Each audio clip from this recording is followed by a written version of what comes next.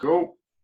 Okay, I will say hello and welcome back to another episode of All About Balance, potentially changing to something else. I am joined today by Manchester's finest marathon runner, Mr. Sean McGuinness. How are you doing, sir? Very good. Thank you, Harry. Very good. Excellent. Today, Mr. Jack Sear is off being a father, which is far more important than us talking about some people throwing bones at each other. So hopefully Sean can pick up the slack of intelligent analysis while Jack is away. Yeah, having a child is definitely more important than this. I agree.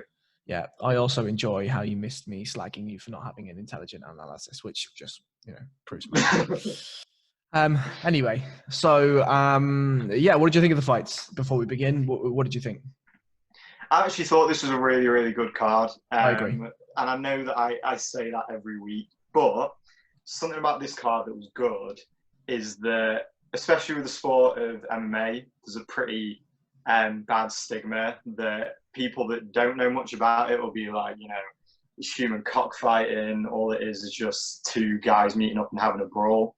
And I think as much as there's a lot of strangeness that we'll go into about the prelims, when it got to the main card, I think if I was ever speaking to one of those people, I'd point them towards the main card as evidence that there is so much strategy that goes on in this sport that we all analyse. I think in all three title fights, there's evidence of people going in with, very specific game plans, like especially in the rematches. So, for that, I thought it was pretty cool. I mean, I completely agree, but to your point, I think if they're looking for human cockfighting and if they're looking for just absolute weirdness, let's point them to the undercard, right? Because there's enough of it on there. Yeah, there's something for everyone here, for sure. Fucking hell. I mean, yeah, I agree. Like, it's actually, I didn't, the way that I'll describe what I thought about this fight was that I didn't notice the sun rising, right? Wow. Put it that way. Like, I was sat in my flat, there's big windows here, and I didn't notice the sunrise until Imogen came in at 6 a.m. being like, why the fuck are you still sat at that desk? And I'm like, well, because I'm now watching Masvidal Usman, right? Like, yeah. So, yeah, I mean, I thought it was good. I thought that the actual Fight Island thing looked really cool. But yeah, there's a bit of everything to talk about on this card. So let's jump in. So, the first fight of the night was Davy Grant versus Martin Day. Davy Grant, obviously the British representative, fighting out of SPG Manchester, and Martin Day is an American kickboxer. The first thing to note is that these guys started fighting at 2 a.m. local time. How fucking mad's that? That's mental. That's absolutely mental.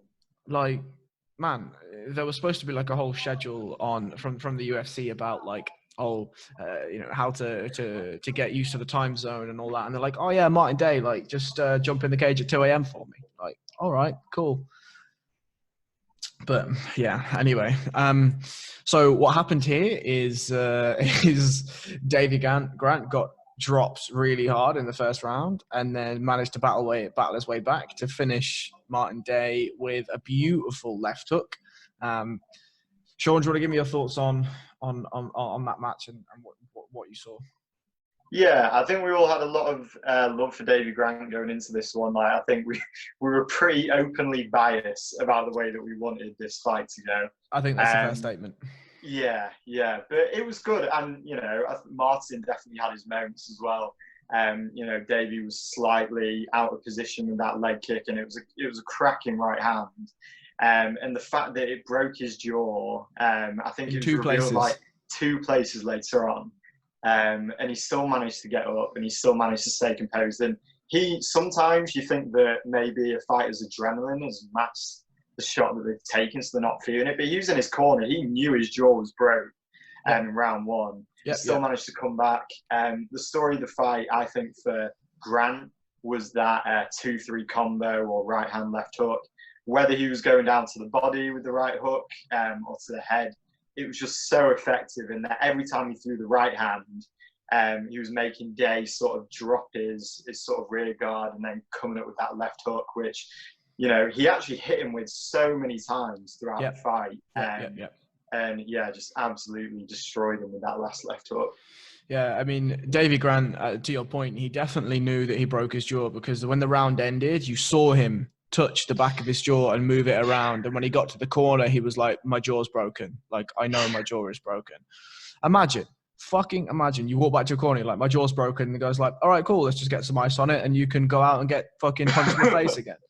That's MMA, isn't it? It is MMA. I Yeah.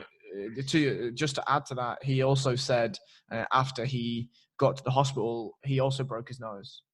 Pretty bad Really? break. Yeah, so it was a bad nose break and 2 fractures in his jaw. So yeah, fuck me. But you're right. Martin Day looks pretty good. You know, in the first round, obviously he dropped Davey, but at the start of the second round, his coaches were like, "You're the superior striker. Like, show your kickboxing, like hit him." You know what I mean? And I think that Martin opened up a little bit more in the second, and actually that was probably his downfall, because Davey was then able to, as you say, land that 2-3 all essentially all night, but he just timed it so perfectly for in that third round and flatlined Martin Day. And I was like, oh, you know, if anyone uses Twitter, then they'll know about Grabaka Hitman or Kaposa, which is his Twitter name. And he tweeted like, oh, we have our first dead body of the night. And it was literally that, like Martin Day was flatlined. So just to review the picks. So Jack had Davy Grant by whatever he wanted. I think that's a fair assessment. That covered quite a lot, to be fair. I feel like did. that's an unfair pick, but Sean had Davy Grant by unanimous decision, and I had Davy Grant by second round sub. Now, I mean, myself and Sean kind of flopped it, but I guess we'll allow Jack to win that round. So we'll move on. I mean, actually, just before we move on, I mean, it's difficult to see what you do with Davy Grant at the moment now, because obviously he's going to have a layoff again with another injury, right? Like a broken jaw is no joke, especially when you're an MMA fighter. And where do you put him? You know, Martin Day is obviously he's lower on the roster than your average bantamweight. I mean, who do you give him to? Do you know what I mean? I think really you just give him to somebody at a similar level and see what happens. Yeah, I think the silver lining with Davy Grant is he's had a real breakthrough performance here. I think one of the reasons why I picked the decision is just that, you know, he's always looked good, but like you say, if it's not a submission, he usually does win or lose over distance. So it was a great breakthrough win, but you're right, broken jaws are no joke at all. If you look at, I think Cub Swanson and Rafael dos Anjos have both been quite public about the healing process for jaw injuries. And it sounds like a pretty grueling process to come back, to be fair. But yeah, I mean, yeah, if anyone that's even taken a smack, right? You know when you've taken a smack because your jaw moves and you're like, oh, this isn't good. And you feel it for a couple of days. So God knows what it'll feel like to have 2 fractures in your jaw, right? But, I mean, we'll move on. So this was Sean's pick for fight of the night. And this was a Brazilian. Oh. Am I wrong? I literally just looked down because I was like, wow, I didn't know PTR versus Jose Aldo was so early in the card. You disgust me. So we have the Brazilians, Carol Rosa versus Vanessa Melo. An interesting fact about this fight, just before we actually jump into it, these guys were meant to fight when they were like 2-0, like each, but on the regional scenes, but for various reasons that fight fell off. And actually, I'm kind of glad. Like, Sean's going to shit on this fight because he's a misogynistic bastard. But to me, God. I actually enjoyed this fight. I thought that Carol Rosa looked really good. I mean, for 2 rounds, I thought she looked really good. She had very, very crisp Muay Thai. And Vanessa Melo, I mean, she missed weight and you know, whatever. But Carol just seemed to be far superior. She used her range really well. She distance managed really well. The leg kicks were there. She was landing hard shots, hard stinging jabs, hard right hands. Her combinations were good. And Melo didn't really have an answer until Hosa started to tire in the third, and Vanessa Melo came back. But even then, you know, there wasn't too much on offer from Vanessa Melo, even in the third round. Sean, do you want to add to that? Yeah, and you know, did I shit over this fight before? Yes, I did. I shat over all of it. Misogynistic bastard. But don't play that card, Harry. But I did think that Carol Rosa did look quite well rounded. And she has a nice sort of Thai boxing style. It was something that I didn't notice so much in her first fight, but she seems like quite good everywhere. I still stand by the fact that I think if this fight happened a million times it's going to decision. Like, there was just no way either of these two is finishing each other. My main criticism with Rosa was just that when she did outmatch people, like she did in her in a UFC debut, when she's clearly better than another fighter, and even when the signs are there for her to finish, she doesn't seem to capitalize. But as time goes on, she'll probably sort of improve on that. Yeah, I mean, I was Yeah. going to say, do you think that's a nerves thing? Do you think, like, because clearly there are some cardio issues, right? Carol Hoser was in the driving seat for that whole fight. The pace was set by her, and she still tired heavily in the second. Do you think that she understands that there are cardio issues there, and that actually if she does see a finish and she goes for it and she does the Leonardo dos Santos, which we'll get to later, like, she's going to get hurt? And I don't know is the answer. Yeah, no, I think you're right, and I think it's also, you do get it with some fighters where, like you said, when they're in the driving seat, the incentive for them to finish for some people is very high, and for other people it's like, I'm winning. What's the point in me risking anything to go? Like a young Jorge Masvidal was very similar. He had so many fights where round 1 and 2 he'd absolutely smash the guy, and then round 3, he'd just sort of take off or just sort of go by. So. But I thought she looked a lot better than I remembered her looking in the debut. So yeah. I mean, I actually think that she's somebody that we will see a lot more of. I think. I think that you're right that the cardio issues definitely need to get fixed. If she's going to face anyone, even in the top 20, like, those cardio issues need to get sorted. And I think that, she probably needs to find a little bit of a killer instinct. But, at the end of the day, she's still 13-3. Like, there's not, it's not like she's the finished object yet. So we'll move on to one of the, it was just one of the, I mean, what do I even fucking say here? So, Rulian Paiva versus Zalgas Zamagilov. That's right, Jack. I fucking practiced the name. Wow. Was just weird. It was really, really weird. So I'll give a short breakdown and I'll let you get into the controversies. But so Zalgas Zamagilov, it was his UFC debut, Kazakh fighter. He's been sort of all over the Russian regional scene previously. Rulian Paiva missed weight by, I think it was 2 pounds or 3 pounds, and forfeited 20% of his purse. In the first round, he beat the shit out of Zalgas. It seemed like Zalgas didn't. I think what it felt like to me is that Zalgas was either just really terrible or he had a lot of nerves. And I think the second round showed us that he had a lot of nerves, because he really battled back and showed some really lovely grappling exchanges, some really lovely transitions. And he actually showed that he could throw some hands.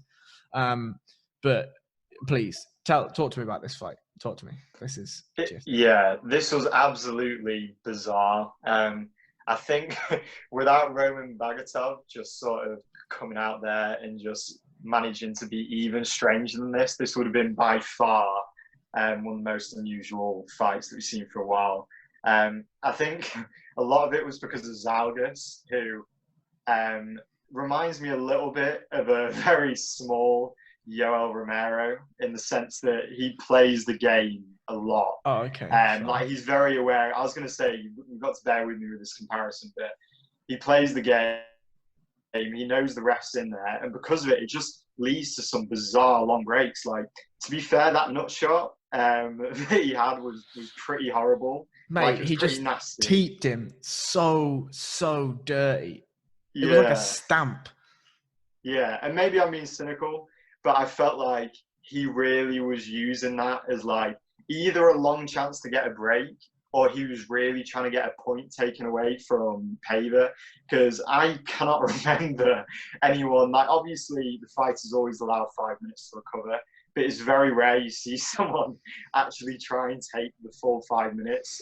So I think he was really trying to play the game there, but yeah, it was very strange. One thing I will say for Zalgas, so that I don't just shit over all of this, was that when he went to his takedowns, he looked really, really good. He had a super like diverse range of takedowns that he was going for, you know, and like he worked really well from that sort of standing back position. He had some really nice shoot boxing going in.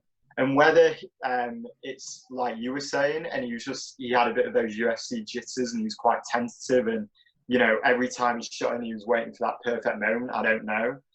But yeah, his takedowns look good. It's just, it was a bizarre fight. It was so strange. It was. I wouldn't recommend anyone go back and watch it. But Rulian Paiva ran out a unanimous decision in the end. We all picked Rulian Paiva by unanimous decision, so we'll all get some points for that one.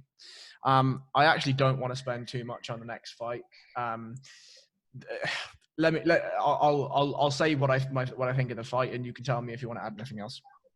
This was a heavyweight fighting a light heavyweight, and that's all I really need to say. Like, Marcin Tybura just big brothered Max Grishin for 3 rounds, and you know Max Grishin had, you know, he's got a great record. He was 30-7 before he came into this, and Marcin just decided to push him against the fence and do nothing whilst he was there, and not allow Max to do anything either. Yeah, I think we all said, obviously with Marcin, he has a bit of a suspect chin. So going out there and sort of just trying to wrestle him as much as possible was the route to victory. And like you said, it was all he did. He big brothered him, but you know, got him the win. But yeah, I don't have a huge amount to say for that one either, to be honest. Yeah, I mean, our picks were fucked though. Me and you picked KO second round. What, from Marcin? For Marcin Tybura. Oh, wait, it gets better. Jack went with a Max Grishin TKO in the third. Oh, gosh. What were we thinking during that stage of the podcast? I think that what we thought was that Marcin Tybura was good. So we're going to move on to by far the strangest fight I've ever seen. Now this one, I really want you to go back and watch this. Sean, tell me what happened in this fight, please. Well, it's a bit of a weird one because obviously, you know, I had to look into this one before we did the pre-fight show, and I thought Roman Bogatov did look really good from what I saw in M1. You know, he seemed to have really good top pressure, really good wrestling. So I was expecting him from the get-go to just instigate exchanges against the fence, get his takedowns, etc.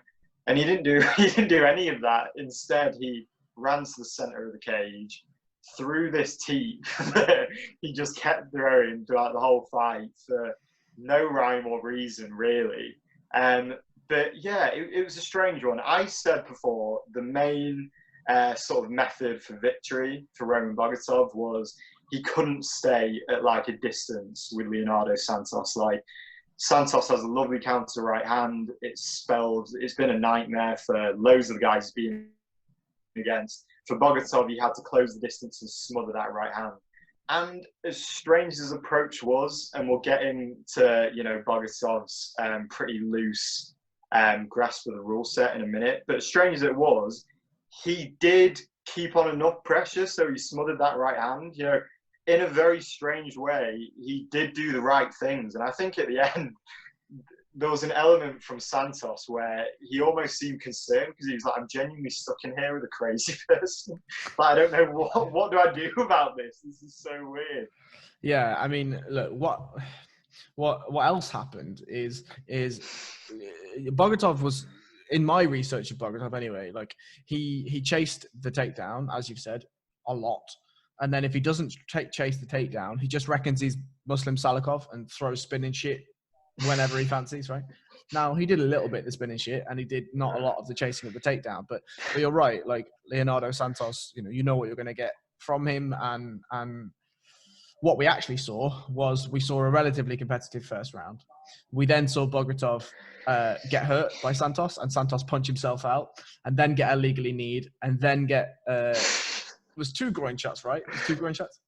Oh, there's like 10. There's like 10 in this fight. It was Yeah. ridiculous. I mean, honestly, the breaks for fouls was longer than the fight.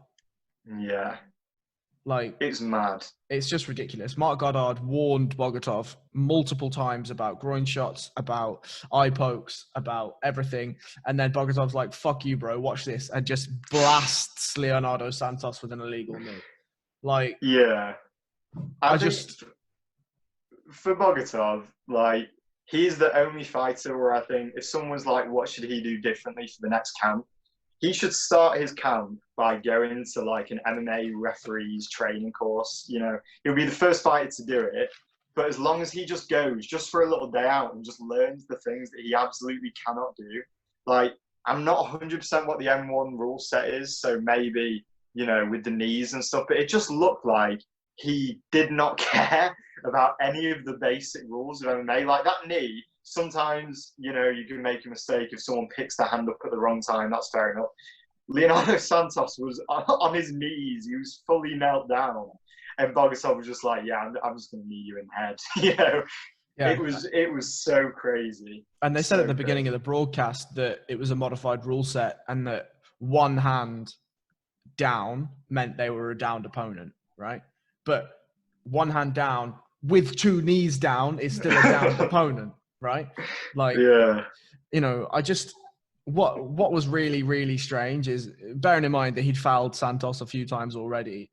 When Santos put his knee there and Bogatov took a step back, I was like, oh God, I know what's coming. Oh God, I know what's coming. And then he just fucking blasts him with a knee. And I'm like, oh, Jesus I think Christ. Santos was the same, but I think he was honestly knelt there thinking, he's not actually going to do this right now. Like, he's not actually, no one would actually, and then he got kneed in the face. You know, But, you know, Santos is another one that played the game, right? So he took that illegal knee. And to be honest, I thought that he was going to say to Mark Goddard that he couldn't continue because so he did was I. so gassed. And I thought he was just going to say, fuck it. Like, please get me out of this cage with this madman and let me win. And, you know, fair play to him. He didn't do that. And, you know, whatever. But the one thing I'll give to Bogatov is that man is tough as fuck. Leonardo Santos hit him with the kitchen sink and then fucking B&Q's selection of sinks as well. Yeah. And then Bogatov decided to just weather the whole thing and turn into a double leg on Leonardo Santos. Like, phenomenal. But yeah, we all fucked the decision. How could we have predicted that? I know. Me and you picked Bogatov unanimous decision, and Jack picked Santos by unanimous decision. Jack foresaw that there was going to be a 2-point penalty here. He must have. He's so good, that guy. He's so good. He's unbelievable. We miss him dearly. Yeah. Now, this was one of the best performances, I thought, actually, on the card. We move on to Makwan Amirkhani versus Danny Henry, the first of 2 all-European fights. You know, Makwan's had kind of an up and down run. He, you know, the loss to Arnold Allen and the loss to Shane Burgos.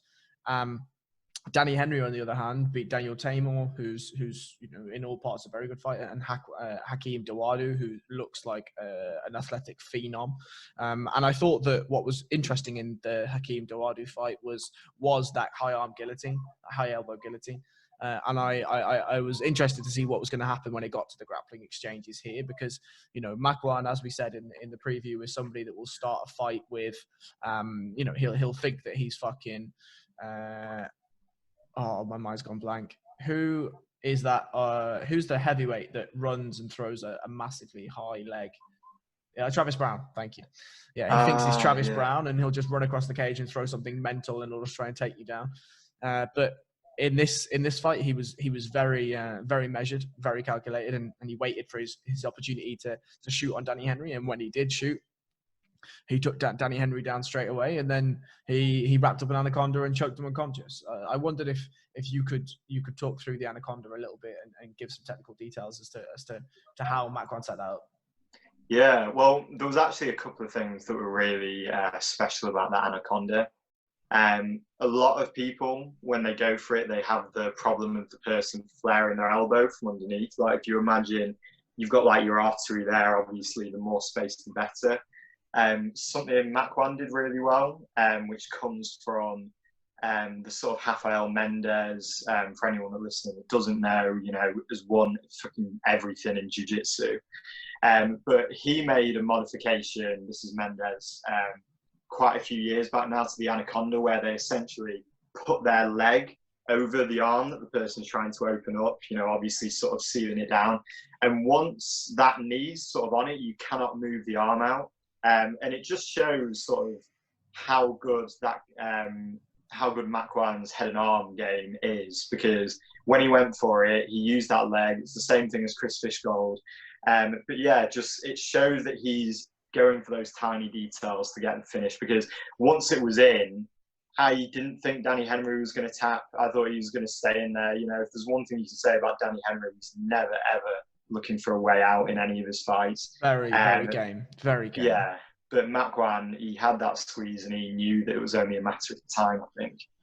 Yeah, I mean, I really actually liked the grip transitions. He went from a violin grip and then cinched up that Anaconda super, super tight. And to be honest, like, what I thought Danny Henry was on his way of escaping that choke, because he had his hands together and he pressed his hands away to try and open up some space. And then I saw that his hand let go, and I wondered whether he was going to try and peel the arm. But Makwan said to the ref, he's out. Like, he's out. I can feel he's out.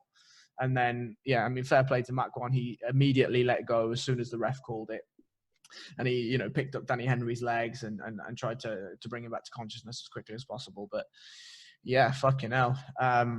I feel for Danny Henry, because, Danny Henry spoke about before this fight about how, due to coronavirus, he had his full coach's attention. This camp was just about him. He was in the best physical condition, the best mental condition. And then, Makwan goes in and manages to get the W. Like, I feel for Danny Henry. I think, Danny Henry's going to be fine. He'll go back in against somebody else, and I'm sure he'll get back on the horse. But in the same vein, I'm pleased for Amir Khani. I think Amir Khani has a lot of potential. He has a lot of raw potential. Obviously, his grappling's really, really good. If you're going to get tired against somebody, you don't want to get tired against Shane Burgos. But, I think one of European standout. One of the European standouts for sure. So I'm glad to see Amir Khani in the W, even if it means that Danny Henry has to take a loss. Yeah, 100%. And I think for Makwan, you've got to start thinking about how he gets matched next. I think at this point, like you said, any European prospect you put in front of him, he seems to beat with like relative ease. Outside of Arnold Allen, he's ran through every single other British guy that they tried to sort of set him up with. So I'd be interested to see him, given some more international fighters, some guys, giving him a step up in competition. Yeah. Because obviously he struggled in the Shane Burgos fight, but it's a tricky situation because every UK-based guy, every European-based guy, he just goes through like butter. So, yeah. Yeah. It was tough. So we just to highlight the picks, myself and you, Sean, we picked a Makwan unanimous decision, and Jack picked a Makwan rear naked choke in round 1. Oh, so he was very close, very close. Now, what I'm going to say now, like I'm not memeing at all. Like I genuinely think this, like Muslim Salikov versus Alessio Zaleski dos Santos was one of my favorite fights on the card. It was one of my favorite fights on the card because obviously I come from a striking background, and I enjoy watching all that technical sort of conversation happen where they're moving millimeters and it means loads, right? Like the millimeters of information that they're passing between each other means somebody's either going to get knocked out or not. So I really, really enjoyed this fight. Muslim Salikov eventually took a split decision, and it was a very, very close fight. I thought it was a beautiful display of both of their sort of native sports, if you can call it that. Zaleski dos Santos coming from a capoeira background, and Muslim Salikov coming from a kung fu background and a wushu sort of background. But yeah, I mean, look, I don't want to get into the technical detail too much because we could probably do a whole episode of just breaking down the technical details. But yeah, just a phenomenally high level striking match, and we got to saw some spinning shit. We got to saw Salikov put Zaleski almost through the cage with a spinning back kick. Like, we got to see all the cool stuff we wanted to see. I really didn't care who won because it was that razor close. Like, to me, you probably could have called that a draw, and I would have been fine with it. Yeah, no, I was the same. And I think also I was really impressed with Dos Santos, just the way that going into this, we all thought the story of the fight was you had someone that was very measured and dangerous in Muslim, going against someone that was wild and just threw like capoeira techniques essentially. And we all thought Dos Santos was going to be on the end of a pretty nasty knockout here, but we did. One thing that surprised me was just how measured and how much he thought through everything that he was doing, to the point where I think some of the more dangerous shots of the fight probably went towards Dos Santos. To be honest, like he landed some really nice right hands all the way through, and yeah, I was very, very impressed that just how measured he was.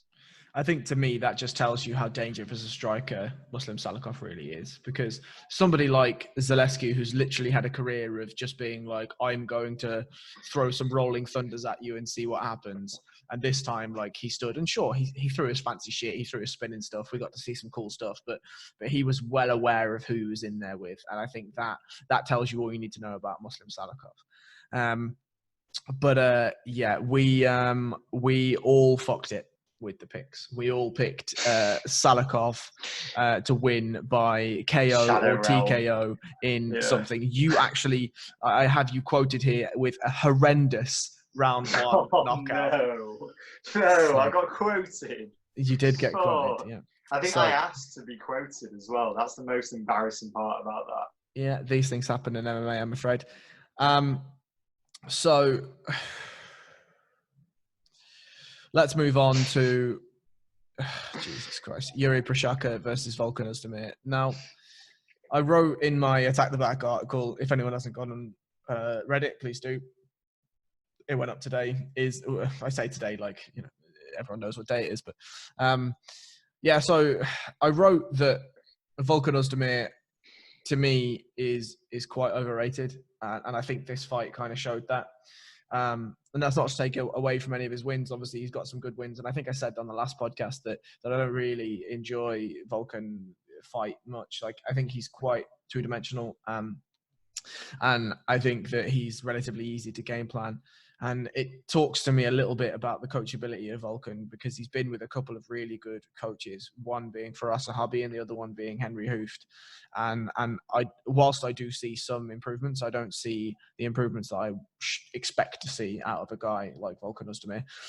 So the result of this fight was that Yuri Prochazka managed to dance his way to an overhand right KO in the second round, the beginning of the second round. And I think what I also wrote in my article is think a bald, bearded Johnny Walker, and that's about where you're at with Prochazka, right? Like, he dodged and moved and danced and taunted and sort of mocked his way into range. And it was one of those styles where it's so unorthodox and so strange that no fighter really knows what to do with it. It's basic and very complex in the sense that he's throwing a lot of distraction your way and trying to get you to bite on things and move and react in a certain way. But it feels like Prochazka doesn't really have a game plan. He's just going in there and sort of flowing in the most fucking crazy, unique way. And Volkan hurt him, a couple of times. He hit him and he hurt him. And look, I think that against better opposition, Yuri Prochazka is going to get knocked the fuck out. But this time, as we saw with Johnny Walker, if he manages to catch you, he's going to put you away as well, right? What did you see? Yeah, I think the Johnny Walker comparison is really good, and it was so strange because he was showboating him, but he was just showboating him in such a strange way. Like it was almost like when he was doing that thing where he was holding his hands as if he had a hand injury or something, and then just jabbing him in the face, like. Just moves so strangely, but it worked, and it was his style contrasted a lot with Ozdemir's in the sense that I actually think that I don't think Ozdemir is overrated. I think Ozdemir is pretty legit, and striking wise, he's very like he's very traditional. He's very tight. Like he does everything. If you look at him, he does everything technically very well, striking wise. But he was against someone that just completely threw the rule book out the window. And kind of similar to what we said about Bogatov before, it's like, what do you even do with someone like that? You know, who every time he gets hit, he starts doing this weird thing with his jaw and everything. It's just so strange. And also, that guy's reach, and talking about Prochaka here, just seems ridiculous. His arms just seem so long. Yeah. And I think once Usman was back to the cage, I honestly don't think he saw the right hand coming at all. No. I just think he was like a rabbit in headlights in there. I think for Yuri moving forward, I actually thought that him versus Johnny Walker would be a great fight, but probably a little bit too soon for that one.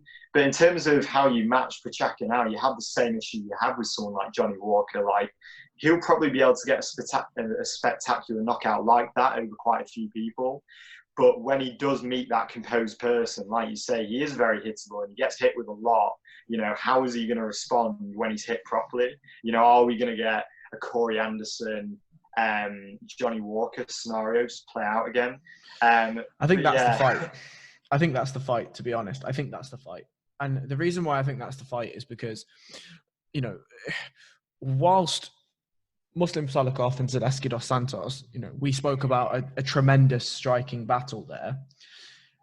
I don't really like the style of Prochaka, and I don't like the style because it doesn't really work. And what I mean by that is, you know, okay, cool, he knocked out Usman, fine. His record is really, really good. It's phenomenal. 27-3 now, right? He was 26-3 coming into this fight. But we know, like with Johnny Walker, at the highest levels of MMA, that crazy throw it at the kitchen sink just doesn't work. Look at John Jones, for instance. John Jones still is an enigma. He is an enigma. And he went running through a lot of people with flying knees and, you know, opening a title fight with a spinning back kick and all this kind of stuff. Fine. But you also see John Jones mellow his style out, and you don't see that stuff anymore. You see him fighting very creatively, but very technically, very measured, and he's well aware of what's in front of him. I think for somebody like Prochaka, a fight against somebody like Corey Anderson that will close the distance and will try to wrestle him and will try to cut the cage off and will try to, you know, smother him is probably a good test. Because if he gets through Corey Anderson and he gets through him with a devastating fashion, and we see him, you know, we see his takedown defense, we see his actual raw MMA skills, then cool, let's see what it is. Because, but at the moment, I don't know. I feel like I need to see more from Prochaka. At the same time, though, he's such an unusual character. The same way with Johnny Walker, where you kind of don't want to douse that flame too early by giving him someone like Corey Anderson or someone like that. Because, I don't know, I just think he's such a strange guy. Like, in that post-fight interview, this is just a bit of a side comment, but he said some weird stuff. He did say some weird stuff. How good is John Anik at Amazing. deflecting strange things that fighters say? Like, even the other week, that's one of my biggest takeaways from these cards. It's just, they almost permanently need Anik in that booth, because you can come out with the craziest thing and Anik will just say something like, yeah, I can't blame you for that. And then it just carries on smoothly. It's fucking awesome. Yeah, like the comment that you're talking about is Anik asked him, like, you know, what was the knockout like? And he was like, yeah, it's good. He was like, all right, cool, cheers. Let's I imagine it is. Can't argue with that. And it's like Anik's got the wheels back in motion. It's like when Mike Perry was going on about his taxes, and I can't remember what Anik said, but yeah, what a man. Yeah, I mean, talking a little bit about commentary, I actually was impressed with Bisping. You know, Bisping on his own, doing play-by-play. Like, it was a decent performance because there was a lot of variety in these cards and there was a lot of shit going on. And for somebody that, you know, for a lot of people, they think he's just a really hard-nosed kickboxer.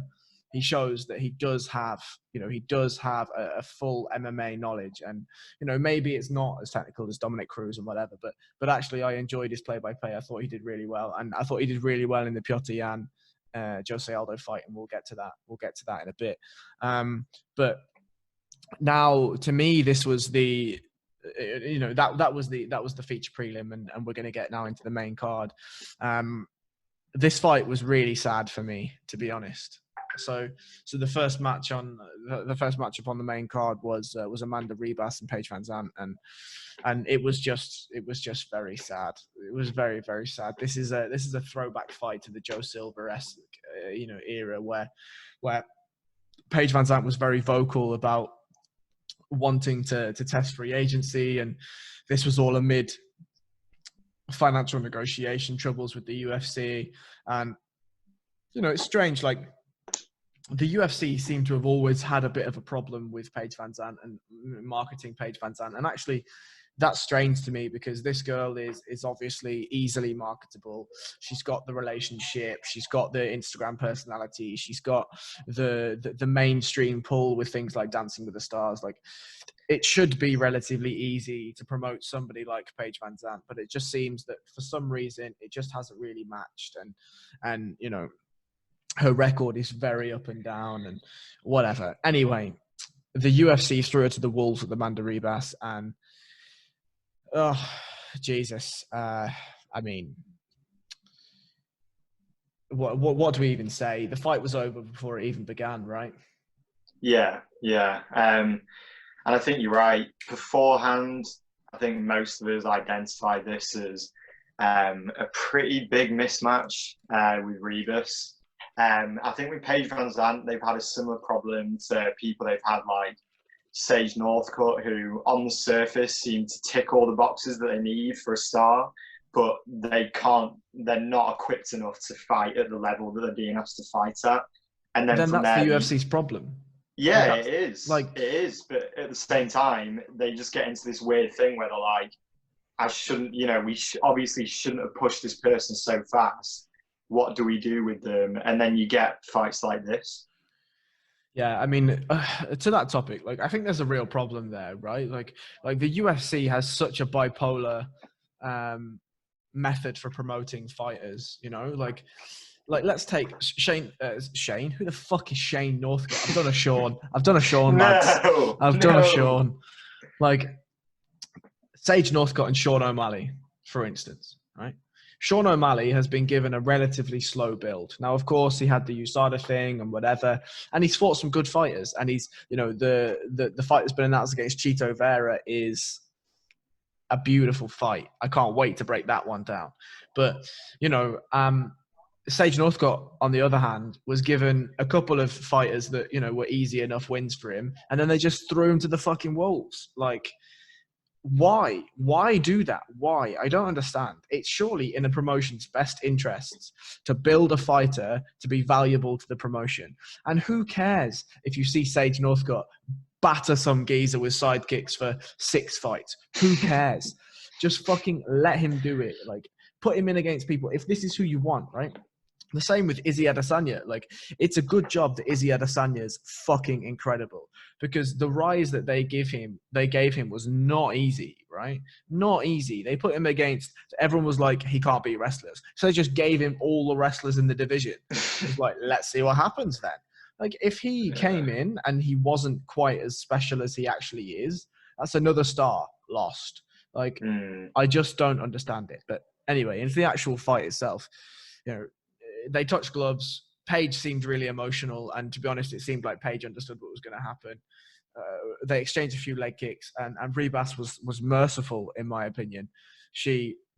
And I'm going to ask you about the technical details of the back take in a second, but Ribas got to a clinch. She gave, actually, and just for everyone listening, the head and arm takedown that she hit on Paige Van Zandt is something that Sean teaches a lot to the MMA fighters that he's around. You're fucking Delend. You're fucking me, Harry. And the head and arm throw that he likes to put a lot of time into himself. So, I wouldn't teach that to a fighter I absolutely hated. I wouldn't teach that to my worst enemy, that takedown.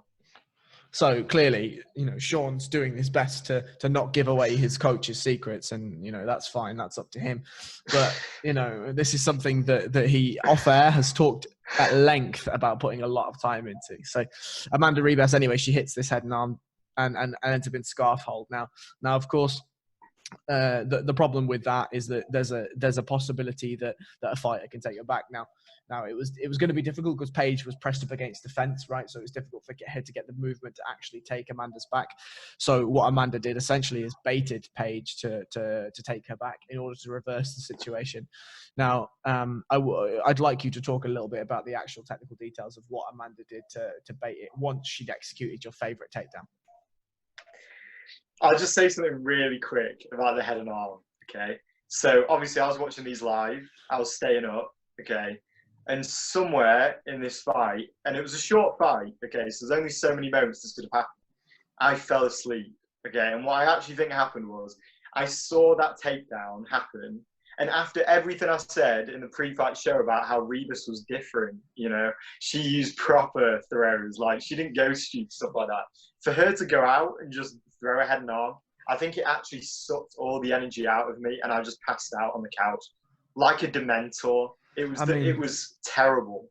I think my version of that event is just because you fell asleep because you've drilled it so much and you've seen it so often that when you see such a perfectly executed head and arm throw, your body just knows I'm done here. There's nothing more for me to see. Right, Harry. Look, let's just move on to the fight post takedown. Yeah. Yeah. So, I mean, look, like one thing.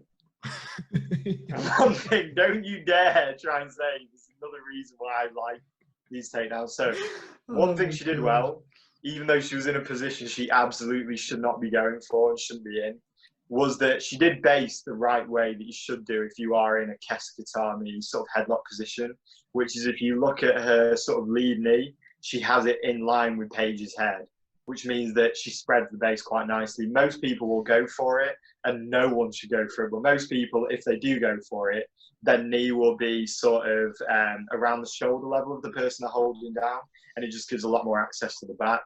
The armbar was really, really nice, even though I don't think she baited Paige to take her back. I think that was just the result of just a stupid takedown. But when she did get to Turtle with Paige, it was really nice. It was like a throwback to the armbar, slightly different, but the one Ronda Rousey hit Katsungani with back in the day. One really nice detail, which I love to do with these armbars as well, is that she didn't hold the... Oh, I love to do with armbars. Go on. You're a fucking prick. But one thing she did do well was that instead of holding the hands with her wrist as she went for it, because obviously there's quite a bit of slippage there, she pinched it under her armpit. Yeah, that was phenomenal. Beautiful. Yeah. It also, if you think in your hands, the person may be able to have a bit of wiggle room with their wrist to sort of change where their elbow joint is in relation to your hips. When she got it underneath her elbow and she was hipping in, people that have been in it with the armpit, that is insta break. That is breaking straight away. You know, there's no gentle lead up. Like, did Paige Van Zandt break her arm with this? So I mean, I heard somewhere she did. So Paige is essentially still fighting with a broken arm, right? So, and I think that Rebus was quite merciful because it didn't seem like she put all of her weight and she still has a broken arm. Yeah. So Paige has, so she's had 2 operations, and the arm is fixed, but she still has more operations to go. So whilst she may not be fighting with an arm that's got bones floating in it, it's definitely not 100%. Jeez. Yeah. But I just want to go back to the point where you said that you don't think that Rebus baited the back take. And the reason why I think she did is because when she landed in Kesikatami, during the takedown, Paige had managed to get a body lock on, like a reverse body lock almost. She had it over the arm as well. And she had it over the arm, good, right? Yeah. And what she'd done is pinched her elbow really well so that Rebus couldn't get that right hand out. Now, if she was able to get that right hand out, maybe she'd have landed some strikes, or maybe she'd be able to base and turn into mount, or whatever it is, right? But because Rebus was trying to free that arm and she couldn't, I think that what she understood is it would have been difficult for Paige to take the back because the cage was right behind her and she could use it as an opportunity to transition.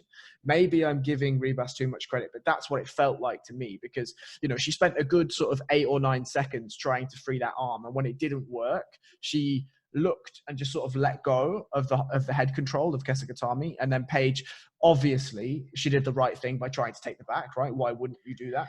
And then, yeah, Rebus just jumped on the back and took the arm. And you're right. Like, I wanted to ask a little bit about the finish. Like, do you think that finish is more beneficial for MMA? Because obviously in jiu-jitsu, you don't have gloves on your hands, so you have more control over your arms. Do you think that is a modification that Rebus has made for her MMA fights? I think it's really good because also with arm bars, it's not only the sort of armpit clasp that helps with it, but because obviously things are a lot slippier in MMA, but it's also the fact that she finished belly down, which you've seen with quite a few of these arm bars recently. Like I think Irene Aldana hit another quite similar arm bar against Betch Kahea, where she finished belly down. But the advantage of it is, in MMA, just like if you go for a guillotine or any other submission, if you're going for any of these armbar variations off your back and the person either stacks into you or manages to pull the arm out, you're just on your back then. You've lost the round. It's not like jiu-jitsu where you're still in a neutral sort of competitive zone. You're not anymore. You're on your back, you're losing, the other person's on top. So I think the two things that made it a lot better is, one, the armpit sort of locks it into your lat, so there's no way that wrist is going to be just dragged out if you sweaty. It gives you a bit more purchase on the wrist than your hands will do. And then the other thing is, yeah, the belly down position, just because you're attacking from on top. If she pulls out, there's a chance she could get to your back, but at least you're in a bit of a better position to scramble there than you are if you're just flat on your back. Yeah, I couldn't agree more. But all in all, like, you know, it was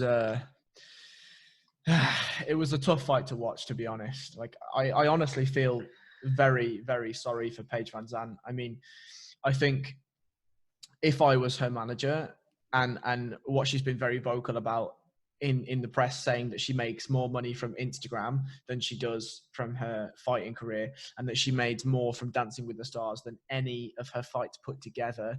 Like, honestly, I would question whether fighting is even worth it. Like, you know, if she still wants to fight, and then that's fine. Of course, it's her career. She must do what she wants. And if somebody like a Bellator or a One Championship is willing to pay her big money, fine. But look, I mean, I'm just not sure that the head trauma is worth it. If you can go and make big money elsewhere, why not do that? Like, why not do that? Yeah, definitely. Yeah. Now we moved on to, I mean, Jesus Christ, like, this next fight, honestly, I think, to be honest, for the next 3 fights, for Rose, Piotr, and Alexander, we could probably do a podcast where we break down each of them, you know, round by round, and it would be grand. Like, Rose Namajunas, is to set the context. You know, I know that we did the preview show, but to set the context, Rose Namajunas and Jessica Andrade fought before, and Jessica won by KO because she slammed Rose on her head. Rose held on to the Kimura too long from a high crotch, and yeah, Jessica, on the first attempt, there was 2 of them. On the first attempt, Jessica had her head on the outside or on the inside. I can't remember. I think it was on the inside. Inside, yeah. And then outside on the second. Yeah, and Rose managed to ride it. And then the second one, she had her head on the outside and just dunked Rose straight on her neck.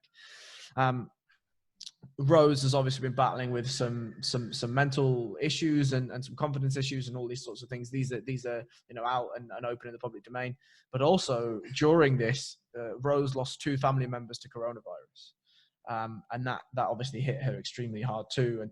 And what I expected to happen in this fight happened. Like, this was an absolute classic, not just for female MMA, because, you know, as we established, Sean's a misogynist bastard, but it's a classic for MMA in general, right?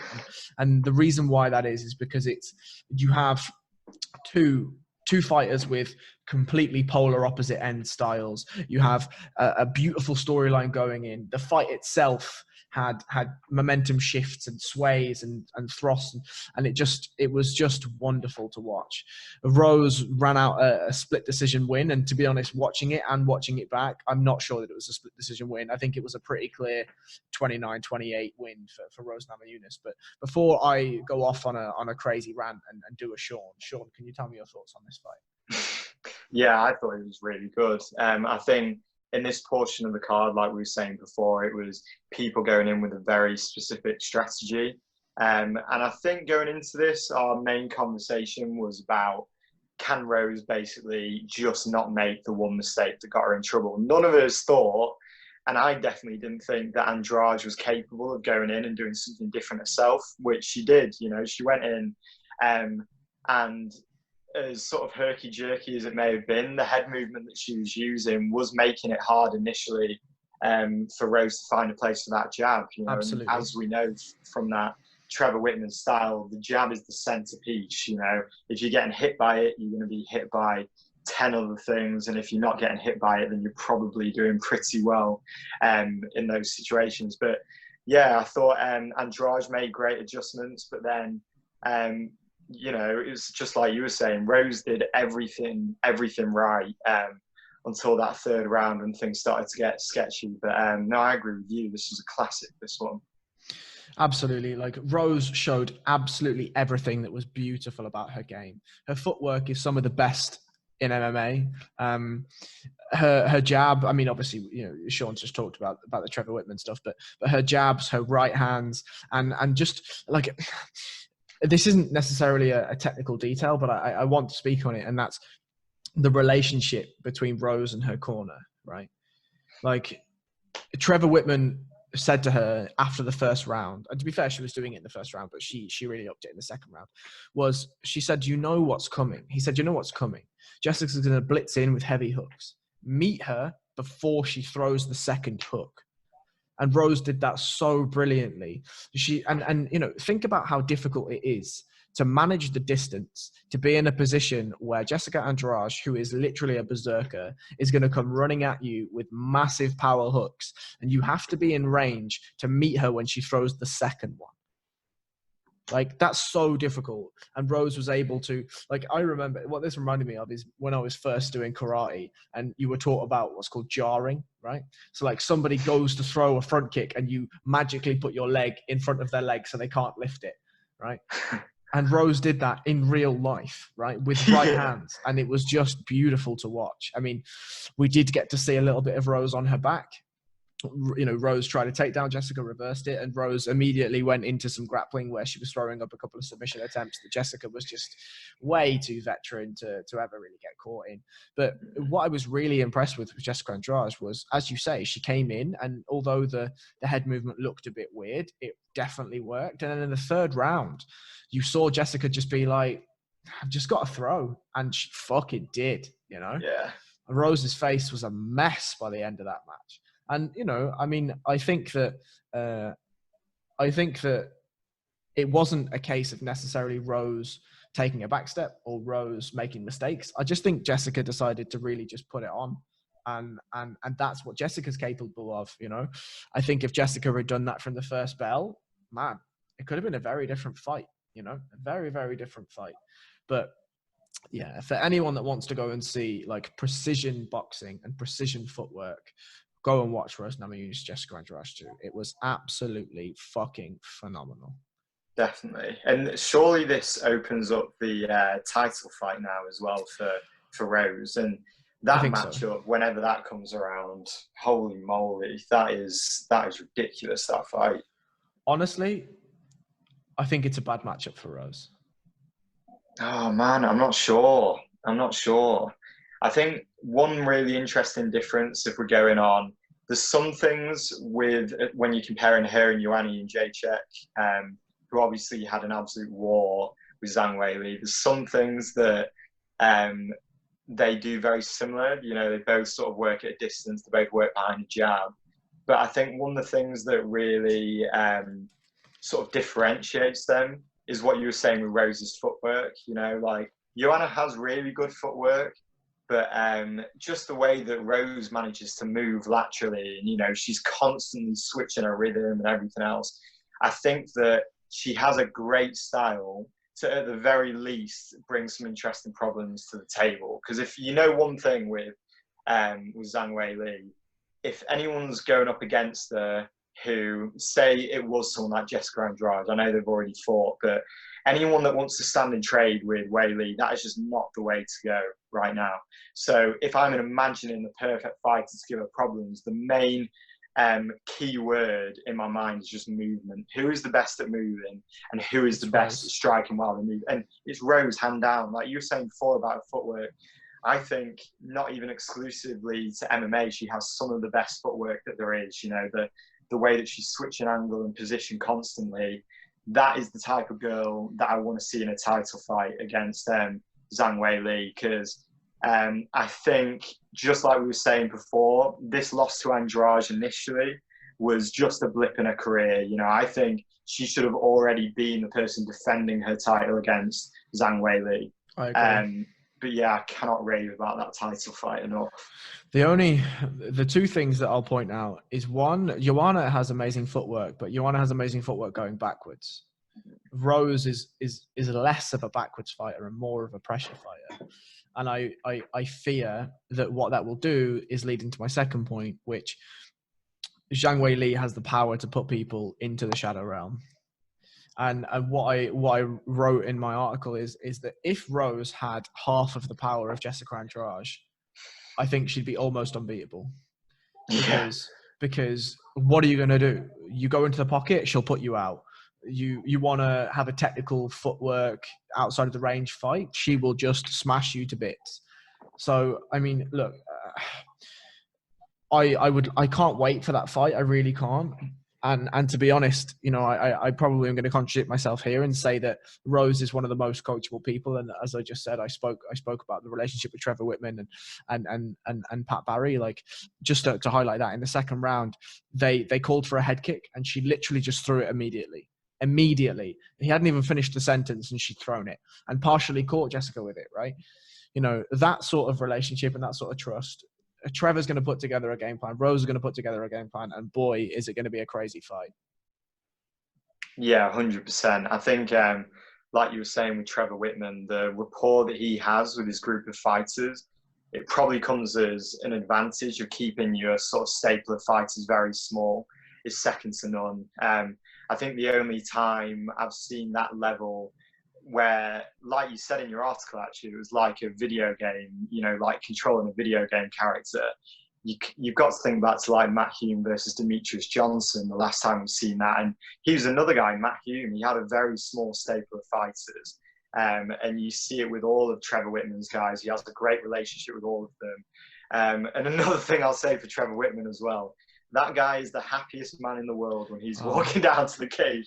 That guy just loves his life. It makes me happy watching it. Like, when I've cornered fighters, I am so anxious on the way down to the cage. He's walking down. It's like he's just having the best day of his life. It's great. It's his birthday, and like his wife's just made him his favorite breakfast, and he's just waltzing down the stairs to go and eat it. What a guy. So what we called in this fight, sorry, I missed the Page Van Zandt Rebus pick. So Sean, you picked Rebus by TKO round 2. Jack picked Rebus by face crush in round 2. And I picked a unanimous decision for Rebus with an absolute beating. So we were all wrong, but I'll give it to Jack just because he picked a submission. So I am going to hand over exclusively now to you for this Peter Yan Jose Aldo fight. Talk to me. Oh man, this was, to be fair, I think I literally just said that the last fight was an instant classic. So I can't start by saying that. I don't usually say that, but this really was an instant classic. This was an absolutely ridiculous fight. One of the greatest fights I've ever seen. Ever. Yeah, from a technical standpoint, when you really break it down, it's definitely up there with some of my favourites, I think. The reason being, going into this, you know, I obviously looked a lot into both fighters' styles and specifically the sort of schools of striking that they both come from. On one hand, you know, the big thing I've been saying with Peter Yan is that he's one of the first guys we've seen that's brought that Eastern European style of pressure boxing into the UFC. He's been hugely effective with it, and I genuinely think as time goes on, he has brought something new to MMA. You know, I think he is that sort of specialist fighter. Yep. On the other side to him, you had Aldo, but the interesting thing with Aldo is that because of how long his career's gone, he comes from two separate schools of striking. One of them a lot more recent, as he's tried to get his boxing better with people like Robert Garcia and stuff like that. And you've seen that transfer to his sort of post-Conor career. But then, obviously, we're also talking about if there's something Aldo needs to bring back to this fight, he needs to bring elements of his old style back of the Thai boxing, you know. And we all said the leg kicks. No one knows why those leg kicks vanished, you know. But we spoke about this a little bit before. When he threw that first leg kick, I think everyone watching that fight collectively went, "Oh shit! Like this is Faber versus Aldo, or you know, this is WEC Aldo mixed with the new Aldo that we see with those slick like boxing combinations." Another thing with his boxing as well, his defense has come on absolute leaps and bounds. There were times where you could tell he was tired, and he's like a cat with those reflexes. Like he just slipped so many of the things that Peter was trying to hit him with. And that was one of the things that made it so interesting, was that all those things were brought in and all those things clashed. Yet even Aldo, on a night where he made all the right decisions and for a lot of the fight did everything right, it still wasn't enough to stop Peter Yan coming at him. Like, for Peter Yan, have you ever done a bleed test, Harry? Like at school, did you ever have to do that? Yeah, I think everyone did. Peter Yan is like the worst bleed test in the entire world, in the sense that to begin with, you're like, oh, you know, these beeps are pretty far apart. This is pretty easy. And then like fast forward 5-10 minutes, you're like, oh my fucking God, I'm dying right now, you know? But then obviously with Peter, you've got this guy coming at you. And it was really interesting watching his fights before as well, because something I noticed in all his fights is that in his first round, he usually does nothing. If you watch Faber or him versus, he basically just gets a read on people, just walks forward with that guard and really doesn't do a whole lot. And then the second round, just his output goes up, and then it just keeps going up and up and up until people can't manage anymore. And I think it speaks to how scary those leg kicks were, because the minute that first one landed, Peter Yan was going to like second round yarn straight off the bat. You know, he's doing that shifting combination we were talking about. I'm sure you're going to talk about how he had to go to southpaw later on. But yeah, I think, like I said at the start, if you're looking at MMA as a sport that is just people having, you know, a human cockfight with no thought, don't get me wrong, this stuff is violent, you know, this stuff is aggressive, but the amount of adjustments that these guys are making in the fight itself, it's just outstanding. Yeah, I mean, the first thing I'll say is Sam Howard's going to have a serious problem with you calling MMA violent, so be ready. Yeah, I'll listen to Be ready. He had a pretty good point there, I thought. He had a great point, actually. Yeah. Great point. But to this, like, look, I mean, I honestly have not got enough good things to say about this fight. Each round was like a fight in itself. It took me through all kinds of emotional waves. I enjoyed the professional lighting you got going on there, by the way. That's beautiful. I found like a lamp just before this, and it has saved me as night has descended on us. Brilliant. I'm still in my dungeon.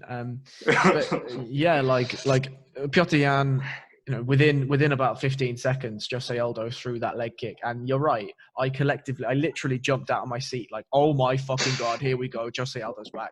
Like, I was just grinning from ear to ear. And then Piotr Yan, as you touched on, he was forced to switch to southpaw very early on, and he settled into that southpaw. And what was so, like, I actually chuckled, like, for a second. I think he must have felt like, oh, my leg's okay now. And he switched back to orthodox. And literally, as his left foot touched the mat, Jose Aldo slammed him with a leg kick. And he was like, okay, never mind. I'm just going to go back to southpaw. It's fine. I mean, it's fine. Don't worry about it. It's fine. Yeah. And, you know, just the back and forth in all of those rounds up until the end of the third was just phenomenal. You know, Jose was hurting Piotr Yan, but Piotr Yan was not letting him see it. The body shots were brutal from both of them. The leg kicks were disgusting. I mean, Jose Aldo hit him with two leg kicks, and the second leg kick literally swept him off his feet, right? Like, you don't see that with anyone in MMA. You just don't see it. You do not see somebody literally catapulted into the air from a leg kick. Not from the second one thrown and landed either. And you're right, like Jose showed his shoot boxing. He shot for his takedowns. He mixed in his clinch work. Yeah, but there was just so much to this fight. I could rant forever. The knees in the clinch, the technical battles in the clinch, the just fucking everything. There's so much I want to say that I'm not saying anything. But what really turned this fight was time. Father Time turned this fight, and Jose Aldo in the last couple of fights has been known to fade a little bit as the fights goes on, and I really, it was sad to see. So in the third round, Piotr Jan landed a body shot. And Jose tried for a takedown, which Jan rode really beautifully, really, really beautiful. His riding on top was just phenomenal for him to reverse the takedown. And Jose ended up in sort of he began in close guard, but ended up in an open guard situation. And Jan landed a disgusting body shot that moved Jose like 10 inches on the mat just because he was in so much pain. And I wondered if that was a broken rib, and if that was a broken rib, then Jesus Christ, you don't want to be in the cage with Piotr Jan. And Jose, when he did get back to his feet, looked tired and in pain. And from then, I think I felt worried for Jose, and I think that I imagine everyone else did, and I think that our worries were brought to reality. That fourth round was not close, not really. Piotr was really up in the volume, and Jose was doing his best to stay out of range. And at the end of it, Piotr was just landing hard shots from every angle and with every facet that he could. One thing that I did love, though, was in the end of the fourth round, and the start of the fourth round, Piotr Jan went in that clinch, at the disengaging of the clinch, he threw that spinning elbow. And at the end, like, you could tell the whole round, Jose was like, fuck you, I'm going to get you back with that. And at the end of the round, like, they clinched up and Jose threw it again and was like, yeah, bitch, I got that in there. Fuck you. And I just, like little things like that, think about the fighters are having all this internal dialogue about what's happening, and they're making all these amazing adjustments. And Jose marks in his head, like, all right, I'm going to get you back with that. Like, fuck you. No. It's crazy. And then at the start of the fifth, about 20 seconds in, Jose gets dropped by Piotr Jan and really badly hurt. And look, we've spoke about this off air, but what happens after borders on the egregious for me. It's just a terrible stoppage. And I'm going to read just something that Danny Rubenstein put out on Twitter, and that is that Jan dropped Aldo 4 minutes 40 of round 5, meaning 20 seconds in. Leon Roberts stepped in for the TKO at 1 minute 36 left in the round after telling Aldo to fight back 11 times, while Jose had covered his ears and looked down into a bloody mat. 3 minutes of 110 unanswered strikes. The ref is there to protect the fighters. Come on, man. And there's very little way that I can sum it up better than that, to be truly honest with you. Jose did not look like he was getting back to his feet. He did not look like he was going to be able to turn that situation around. And 110 unanswered strikes is just a disgusting amount of strikes to take for a man like Jose Aldo. And before I hand over you for your thoughts on this, this man in his last 5 fights has been left in the pool of his own blood in 3 of them. And it's just so sad for me to see. So sad for me to see. Yeah. Obviously, we did chat about this a little bit before. I think there is a big issue in sort of the general referee guidance in terms of intelligent defense is the thing that can allow fights to go on. Obviously, fighters of Jose Aldo's level, they're never going to be looking for a way out. They're going to be looking for ways to stay in there. So if you say to them that holding earmuffs up or putting a hand up to your head constitutes intelligent defense, then they're just going to lie there and do that. We saw it with Anthony Smith the other weekend.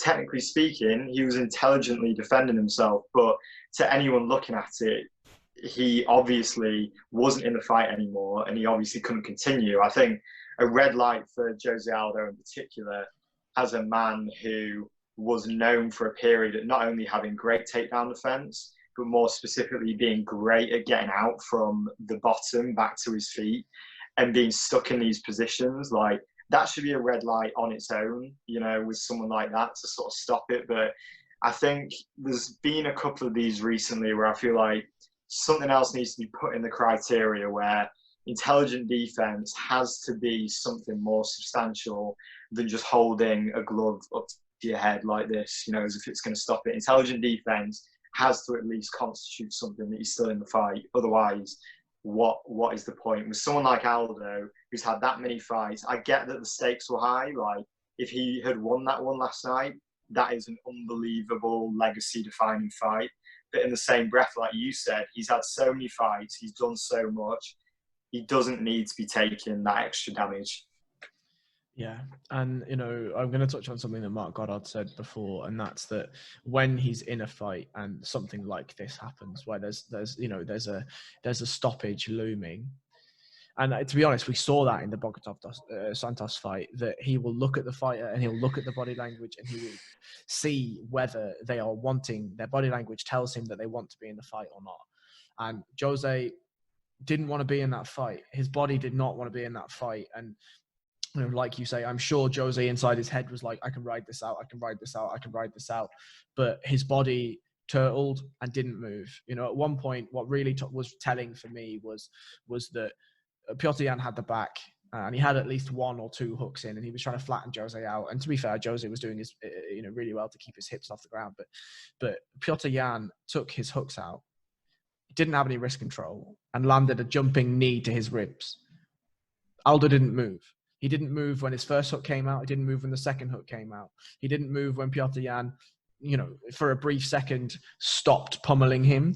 And then when the knee had landed, Piotr Jan just put his hooks back in like he was demonstrating a technique. And to me, that's not Aldo. That's not him wanting to be in the fight. That's not him intelligently defending. And credit to Michael Bisping in this as well. When Piotr had landed, maybe say half of those 110 strikes, he was calling for it to be stopped. And I do think that he influenced Leon Roberts here. And I, in no way am I meaning any disrespect to Leon Roberts. People have bad nights. It's fine. These things happen. But, Michael Bisping was essentially screaming by the end in desperation that fight needed to be stopped. And Leon graciously did step in eventually. Like, to me, it's a terrible stoppage. I did not need to see that. And you're right. In Danny Rubenstein, you're right in what you said, is that he was literally his face was in a pool of his own blood, and it was just a horrible way to end. But fuck me, Piotr Jan is ruthless, and he is the absolute truth.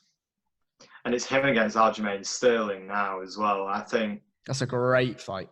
Yeah, I'm sure we'll obviously get into this at another time properly, but fuck, man, if he gets to Aljamain Sterling, I don't know who's going to beat him for a while. There's a couple of interesting guys, but holy moly. You, if Henry Cejudo comes back, it's not going to be close. As in Henry Cejudo will beat Peter? I think Peter will put the worst beating that Henry Cejudo has ever seen on him. I really do. Yeah, it's hard to think of anyone that's going to beat that guy for a while at the moment, for sure. I really, really think so. I really think so. And, Piotr Jan's in a brilliant position where he's like 27 now. He's coming into that man strength prime time. He's filled out. He's not going to grow anymore. He's perfect size for the weight class. He's got crazy power. His cardio's great. Not once did he look like he was breathing hard. After 4 hard rounds, was one of the best versions of Jose Aldo that we've seen in a long time. And in the end, he still had the gas to land 110 brutally hard shots. Like, that guy is a problem, a real problem. For sure. So we'll move on to another fight that made me, left a bit of a sour taste in my mouth, and that's Alexander Volkanovski versus Max Blessed Holloway. If you don't mind, I'll take a little bit of this because I was just so impressed by both fighters. We talked in the preview show about all this stuff that Max was saying that he only trained via Zoom classes, and Jesus Christ, I'm glad it was a troll. Like, I'm so glad it was a troll. But the first fight was very close. It was very, very close, but I could absolutely see why it was given to Alexander Volkanovski. In this fight, the first 2 rounds, and every single round, to be honest, was very close. Max adopted a very different stance. Usually his stance is wide, because he's such a tall man for the weight class.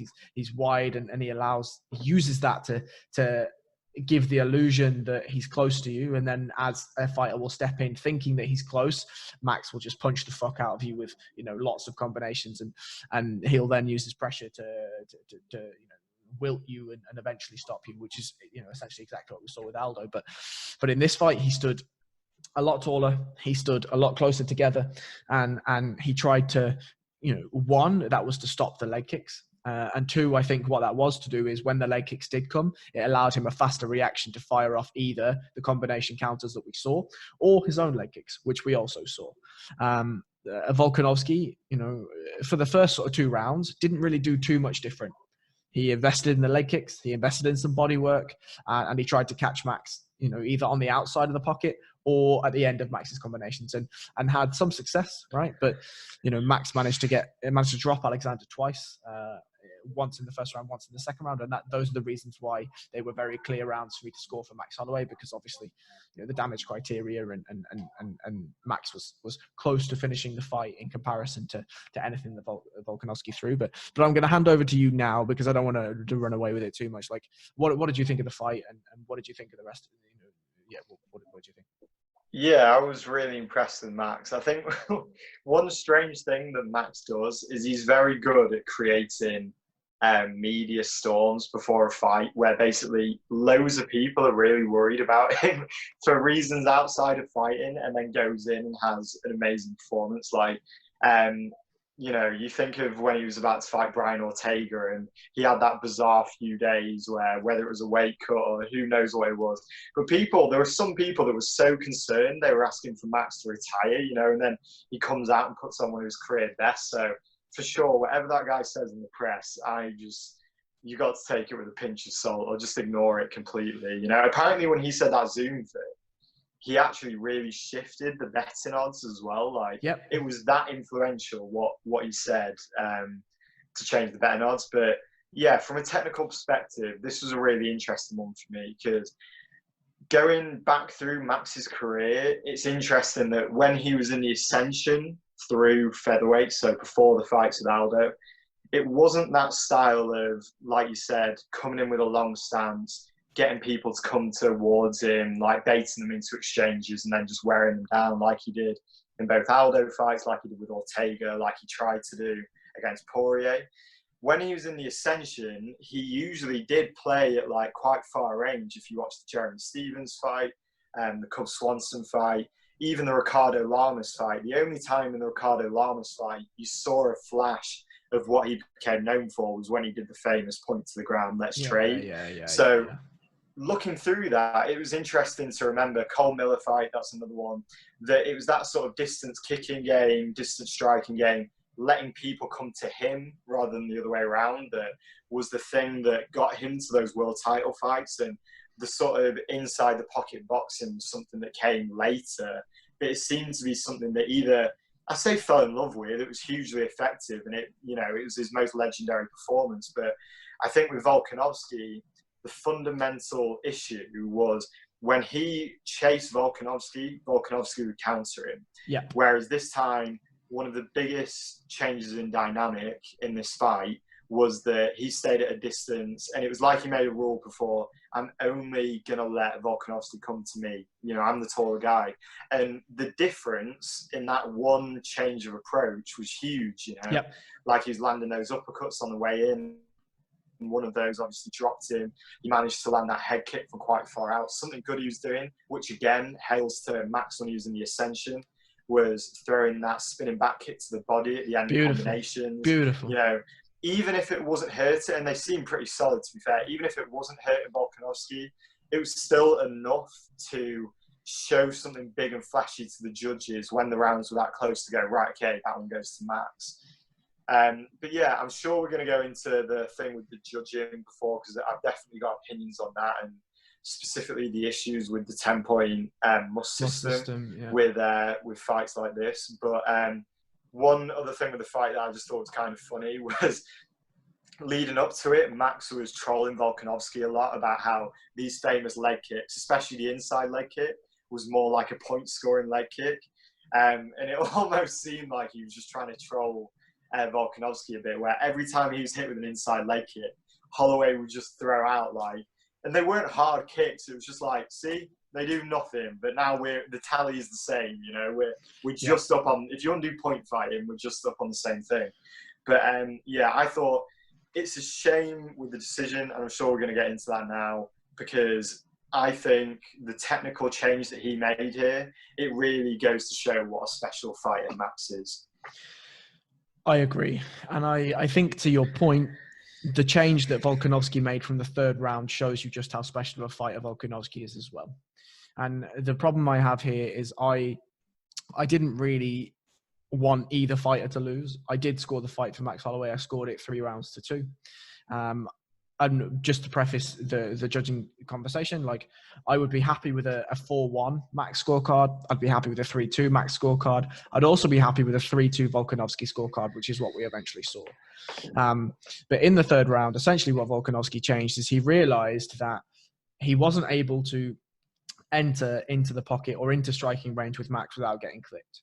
So what he did is he started to pick up low singles. He started to pressure Max against the cage, and he began to enter into clinches in order to mix in the threat of a takedown, which would then change how Max's range was. And he did that brilliantly, really, really brilliantly. Although we saw Max, show off his signature, takedown defense, which at this point we know is great.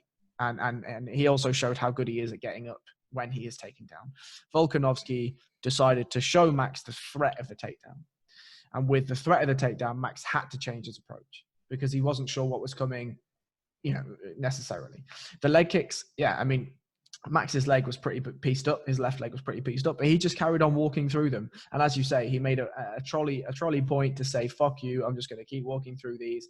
And actually, I think he did something really nice. And that was, although I'm sure they were painful by the end, he used those low kicks to counter with his own shots, which is something he didn't do as well in the first fight.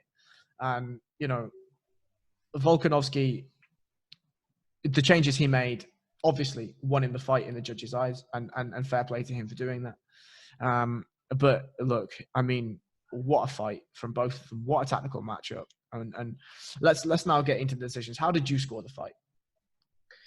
I gave it 3-2 to Max. I had him 1, 2, and 3. Yep, so 3 rounds up going into the fourth and fifth. And yeah, like you said, I think those takedowns from Volkanovski, especially that body lock, that inside trip, beautiful, so good. But yeah, those were that was a big turning point for me. But yeah, sorry, so 3-2 for Max for me.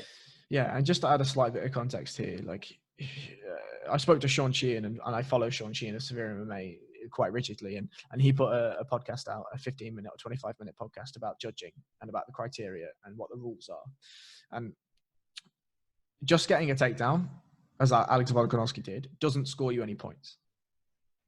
Actually hitting the takedown and when Max gets his butt to the mat doesn't score you any points. It's what happens after that. If you can keep him there, that's points because it's control time. It's domination in some fashion. If you can land damage, you score points because you're landing shots, just as if you were standing, just as if you were standing. In the same vein, if you watch any Tony Ferguson fight, he might as well fucking pull guard because he's happy to play off his back. And if he is playing off his back, he may well just cut you up with elbows. And if he is landing the more offensive damage and is being the aggressive fighter, he's winning the fight, whether he's off his back or not. So, Volkanovski getting the takedowns, I hate seeing on Twitter, like, got a takedown, won the round. No, doesn't exist.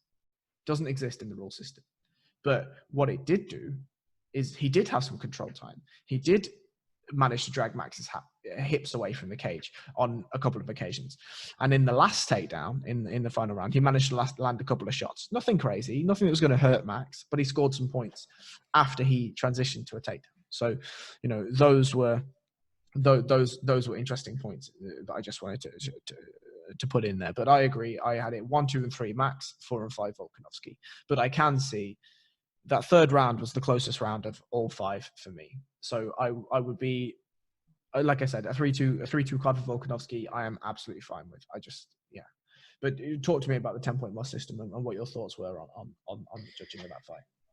Yeah, I think most people's issue with this fight came in the sense that you had someone in Max, he came in, he made adjustments, and even with the first fight taken into consideration, Max hurt Volkanovski, a lot worse, or brought the fight closer to a finish with that head kick, with that uppercut, than Volkanovski did. As much as he had the takedowns and even if he did hold control, there was nothing during that fight where Volkanovski had Max in genuine trouble and genuine danger, the whole way through. So I think most of the issue people are having is how can you have, if you're just looking at that fight and who wins it from a sort of damage perspective and who was closer to finishing it, obviously goes to Max. The issue with the 10-point must system is because it's separated by individual round. Hypothetically, say you and me were having an MMA fight and you dropped me and you dropped me horrendously in round one. Not quite enough to be a 10-8, but you dropped me round one and round two. And, you clearly hurt me. And then we had a super close sort of round three. And then 4 and 5, I didn't do anything that dramatic. I just won on the scorecards just about. And then I win the fight. That can only happen with a 10-point must system, which obviously comes from boxing, which it makes more sense because it's over a 12-round fight. Going by that scoring system, you can get enough data to find who the winner is over 12-round chunks because you've got so much more to add it up from. Over 5, it means someone that was seriously nearly close to getting finished can still come back and win the fight. Obviously, a lot of people have pointed towards the Pride rule set, or I think you were saying the One Championship rule set as well now, where you judge the fight as a whole, and obviously those knockdowns have brought more together. I think, it would be handy to look more towards a rule set like that. I think if you look at the original reason they brought in the 10-point must system in the first place, it was so they could get MMA to be a commissioned sport and using the framework of an established combat sport like boxing made the chances of them being able to get given the go-ahead more likely. The sport's very established now. There's loads of fights you could look to where the 10-point must system's been sort of highlighted as not being that sort of effective for 5-round or 3-round fights. So yeah, it'd be cool to see a review of the scoring system for sure. It's not going to happen anytime soon. Yeah, it's just not. Unless you can sell it as a business decision with business value and monetary value behind it, it's not going to happen. But I agree that there are holes in the 10-point must system. I do think on the whole, it's a fine enough rule set. But when you get to the highest levels of MMA, like we have seen, then, it becomes a problem, right? Like I see it becomes a problem. One thing I will say though is where I don't think this is in the rule set. I'm almost sure this is not in the rule set, but Volkanovski shouldn't get points necessarily for surviving, but Max didn't finish him, right? Hurt him, and okay, it was a time constraint that he did hurt him, but Volkanovski came out in that second round like nothing had happened. He was totally fine. Came out in the third round like nothing had happened. And whilst I agree with you that Max, to me, won the fight, he won the fight in the 10-point must system as well as he won it just overall, however you view the fight. Because look, we can't talk about a UFC fight in the context of Pride rules because it's not. We can't talk about an MMA fight in the UFC outside of the 10-point must system because that's the rule set and that's how it's scored. So I still think that Max won the fight in a 10-point must system. But your point about changing the rule set to better reflect the sport, I think is a valid point. And I don't really know what the answers are. I'd have to really, really think about it. But yeah, I mean, I'd be happy to see a rule set change. That's for sure. But I just don't see that we'll see one. We'll move on now to the final fight. And to be honest, sorry. What I should do is Jack picked Volkanovski by unanimous decision. So Jack is the closest. I also picked Volkanovski via unanimous decision, and you picked Holloway via unanimous decision. Fuck, man. If Holloway had won, I would have looked so good then. Yeah, but you know, it is what it is. So Kamaru It Usman. is what it was. Sorry, it is what it was. Yeah, thank you for picking up my pun. Jorge Masvidal, Kamaru Usman. Do you want to just? I mean, look, I honestly, as much as there's amazing rhetoric around this fight, there's really not that much to talk about. So do you want to take it away from me? Yeah, to be honest, I think you nailed it in the pre-fight for this one. Just that the absence of Jorge Masvidal's camp was going to show, even though he does have good takedown defense, in the sort of the way that he was worn out over the distance from defending takedowns. You know, like he wasn't taking down a great deal. He actually did a really like cheeky veteran thing over and over and over again, with the sort of inside. If you imagine you're like stuck up against the cage and someone's got your wrist like that, obviously the idea is they hold your wrist so they can drop under for a double leg. And what Jorge and Conor McGregor did this to Khabib as well, is they get their hand and link the fingers into the fabric of the glove. So it makes that like wrist grip completely redundant.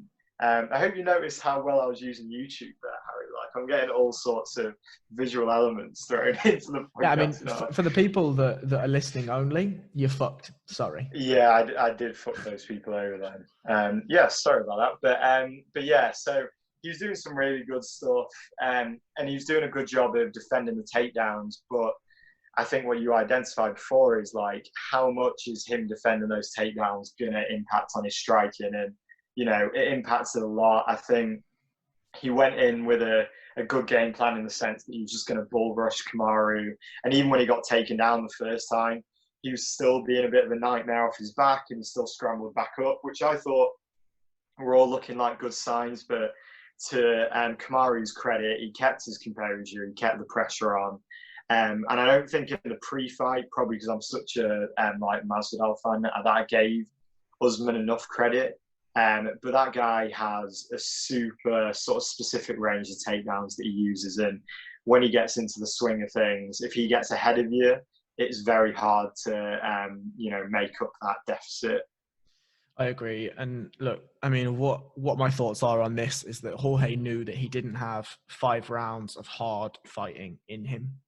So he tried to get him out of there in 30 seconds. It didn't work. Kamaru kept his composure. He weathered the storm.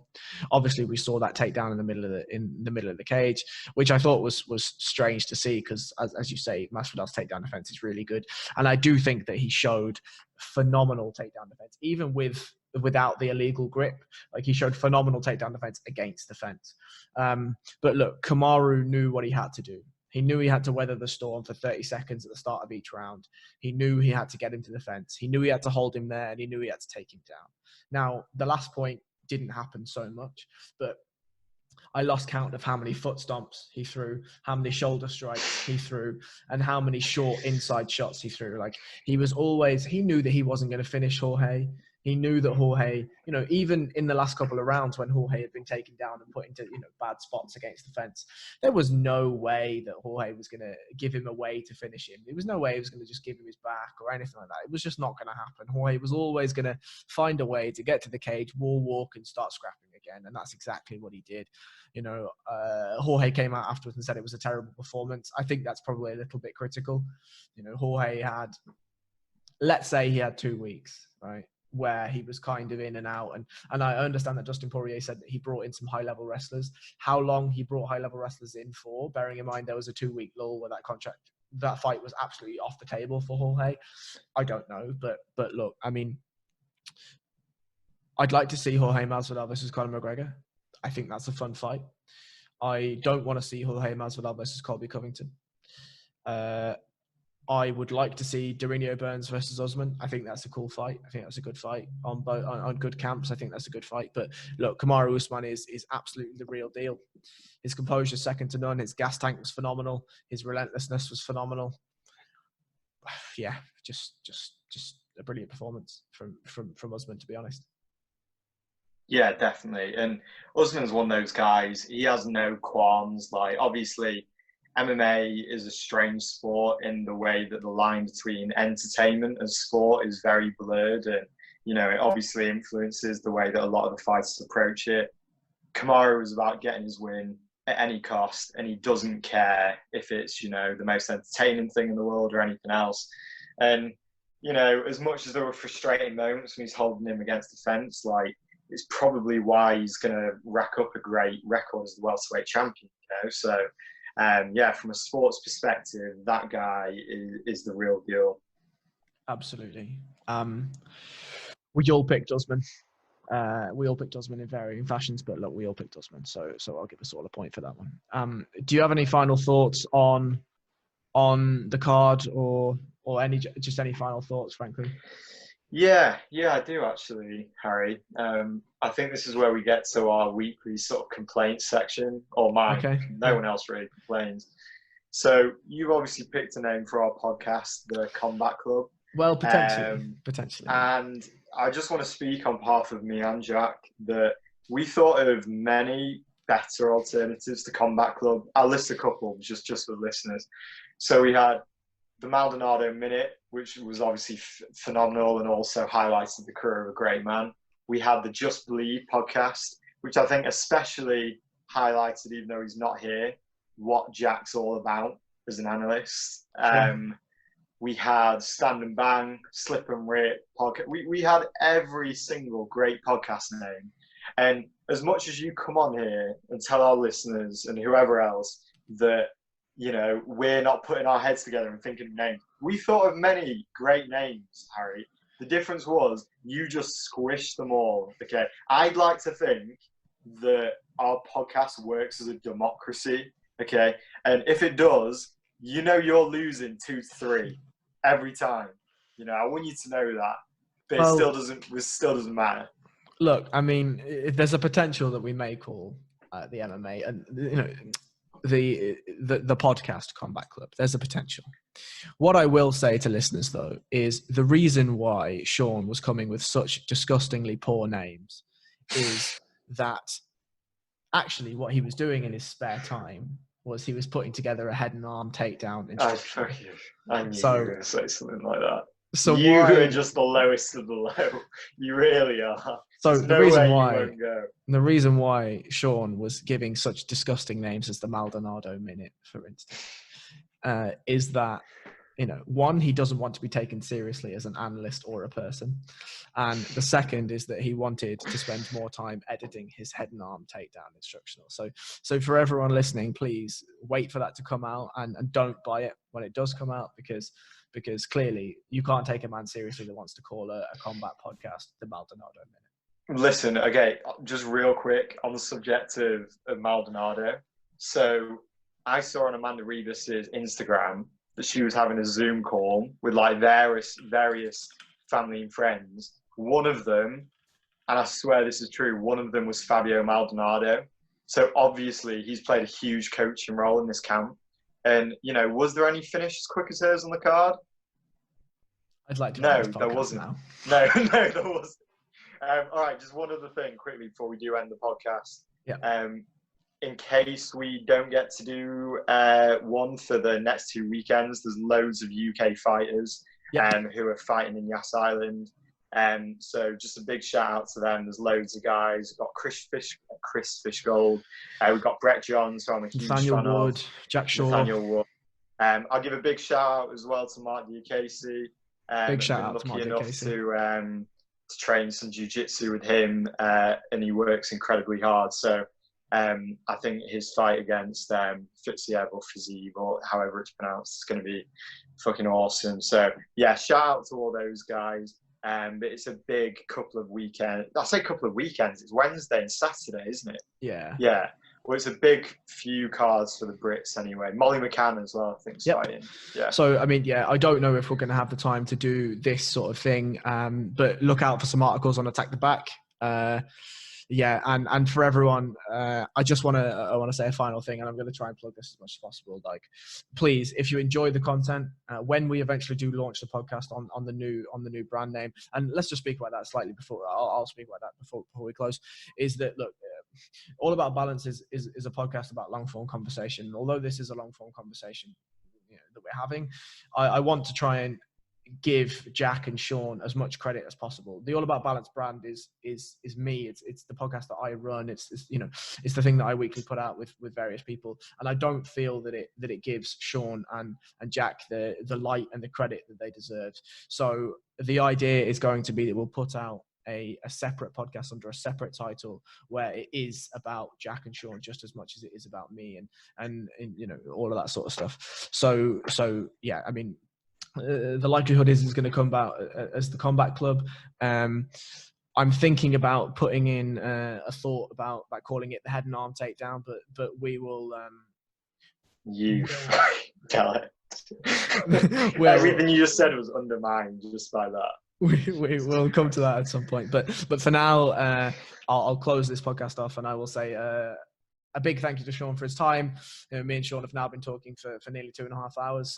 So thank you very, very much for your time, Sean. And I will see you next time. Thank you, Harry.